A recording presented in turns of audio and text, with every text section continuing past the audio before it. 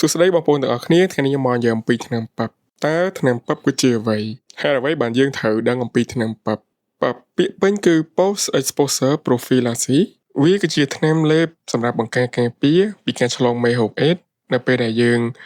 មានការប្រឈមដែលងាយនឹងឆ្លងមេរោគអេដស៍ហើយសម្រាប់ការប្រឈមដែលធ្វើឲ្យយើងងាយនឹងឆ្លងមេរោគអេដស៍មានដូចជាបែកសូមនៅពេលដែលរួមភេទរបូតសូមអនាម័យរួមភេទដោយមិនបានប្រើប្រាស់សូមអនាម័យការប៉ះពាល់ឈាមទឹករំអិលទឹកកាមរបស់អ្នកជំងឺដែលគាត់មានផ្ទុកមេរោគអេដស៍ខ្ទាតឈាមត្រូវភ្នែកមុតបញ្ចូលចាក់ថ្នាំជាដើមហើយសួរថា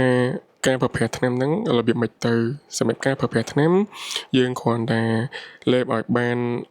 ឆាប់បំផុតឲ្យបានមុន72ម៉ោងបន្ទាប់ពីយើងមានការប្រឈមរយៈពេលនៃការលេបរយៈពេល28ថ្ងៃលេបឲ្យទៀងទាត់បំផុត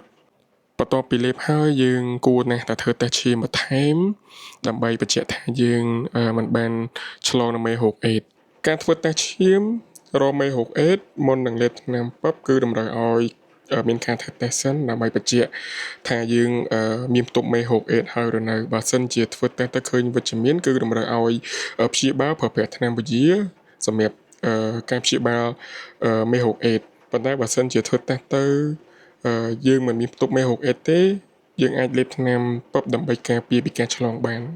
សម្រាប់ការធ្វើតេស្តបន្ទាប់ពីយើងលេបថ្នាំប៉ាប់គ្រប់រយៈពេល28ថ្ងៃហើយគួរតែធ្វើព្រោះថាដើម្បីបញ្ជាក់ថាយើងមានការឆ្លងនឹងមេរោគអេដស៍អត់ហើយរយៈពេលនៃការធ្វើគឺយើងលេបថ្នាំប៉ាប់គ្រប់28ថ្ងៃរងចាំ2សប្តាហ៍បន្ទាប់ពីលេបហើយយើងធ្វើតេស្តលើកទី1ហើយបើសិនជាធ្វើតេស្តទៅអត់មានបញ្ហាអីទេយើងរងចាំ6សប្តាហ៍ទៀតយើងធ្វើតេស្តលើកទី